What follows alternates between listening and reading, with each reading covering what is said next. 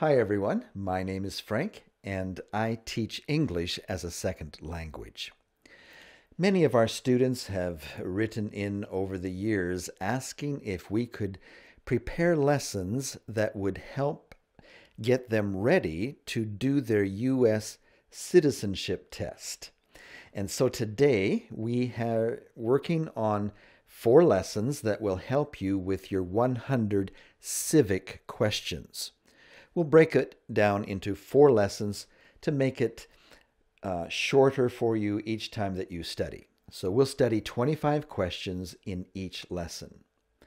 And then for those who might want to study while they sleep, what we'll do is we'll put all 4 of those lessons together into one so that you can play that one if you prefer. But for now, let's get started with question 1. What is the supreme law of the land? The Constitution. What does the Constitution do? Sets up the government, defines the government, protects basic rights of Americans. All 3 are correct. The idea of self-government is in the first 3 words of the Constitution. What are these words? We the people. What is an amendment? A change to the Constitution. What do we call the first 10 amendments to the Constitution? The Bill of Rights. What is one right or freedom from the First Amendment? Freedom of speech. Freedom of religion. Freedom of press. All 3 are correct. How many amendments does the Constitution have? 27. What did the Declaration of Independence do? Declared our independence from Great Britain. What are 2 rights in the Declaration of Independence? Life and liberty. What is freedom of religion? You can practice any religion or not practice a religion.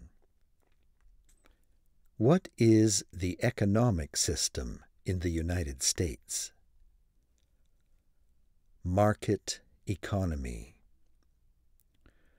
What is the rule of law?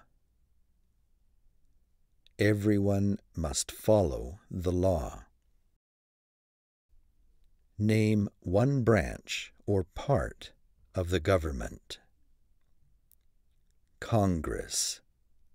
Now, in this lesson, we're only giving one right answer. There are, of course, others. But as long as you know one branch or part of the government, you will get this answer correct. And so we're just going to give you one so that you don't have to memorize more than one. Congress. What stops one branch of the government from becoming too powerful? Checks and balances. Who is in charge of the executive branch? The President. Who makes federal laws? Congress. What are the 2 parts of the U.S. Congress? The Senate and the House of Representatives. How many senators are there? 100. We elect a U.S. senator for how many years? 6 years. Who is one of your state's U.S. senators now? Now, to answer this question and others coming up, you will need to Google the question if you don't already know it. If you don't know one of the senators in your state, then go to Google and do a search. You can type in, "Who is the senator of," and then insert the name of your state. And Google will let you know who one of the senators is that is representing your state. And just write that down and be sure that you know that before you take the test. The House of Representatives has how many voting members? 435. We elect U.S. representatives for how many years? 2 years. Name your U.S. representative. Now, this one's a little different. You have to supply more information than just your state when you do your Google search. So, unless you already know who your representative is, here's what you need to do. Go do a Google search, and you can see the question there that you can type in, "Who is the U.S. representative of," and then name your city that you're living in, comma, and then name your state. For example, who is the U.S. representative of San Jose, California? And then that Google return would be the name of the representative for that city in California. Who does a U.S. senator represent? All the people of the state that he is a senator of. Why do some states have more representatives than other states? Because they have a higher population. Well, there's 25 questions for you to learn today. You might want to listen to them several times to make sure that you know all of the questions very well, and then go on to the next 25.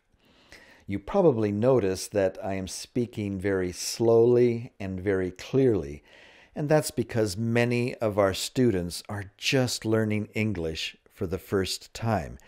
And I find that if I speak a little slower and clearer, it helps people understand what I am saying.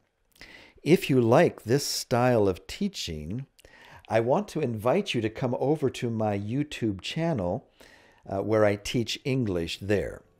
You can find me at Study English with Frank. And just type it into Google, and they'll give you a link there to get over to my YouTube channel. And once you've found it, go ahead and subscribe so that you will be notified each time I release a new lesson.